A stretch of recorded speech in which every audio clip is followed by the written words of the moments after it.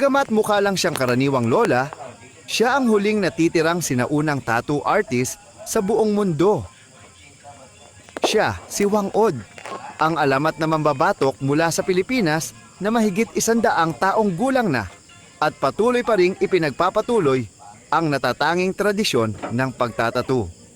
Gamit lamang ang isang simpleng kawayan at tinik ng puno ng lemon, nilalagyan niya ng tattoo ang balat gamit ang tinta na gawa sa uling, tubig at katas ng tubo.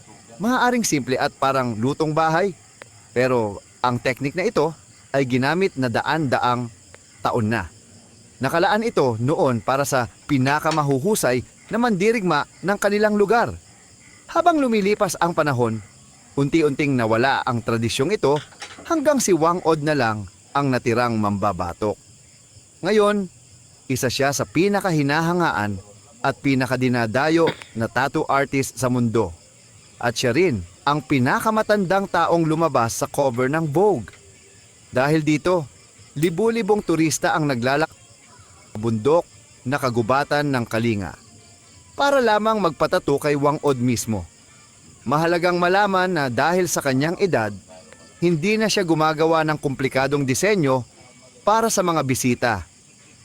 Pero sigurado, marami pa rin ang gagawin ang lahat para matatuan ni Wang Od.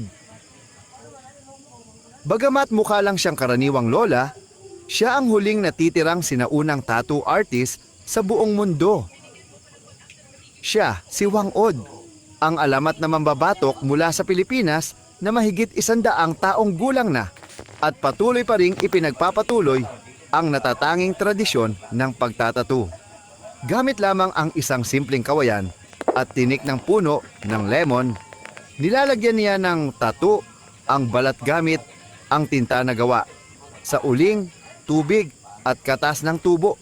Maaaring simple at parang lutong bahay, pero ang teknik na ito ay ginamit na daan-daang taon na.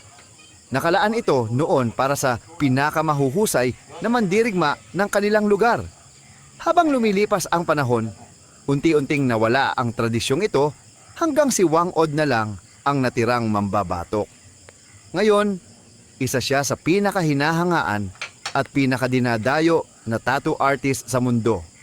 At siya rin ang pinakamatandang taong lumabas sa cover ng Vogue. Dahil dito, libu-libong turista ang naglalakbay ng daan-daang kilometro.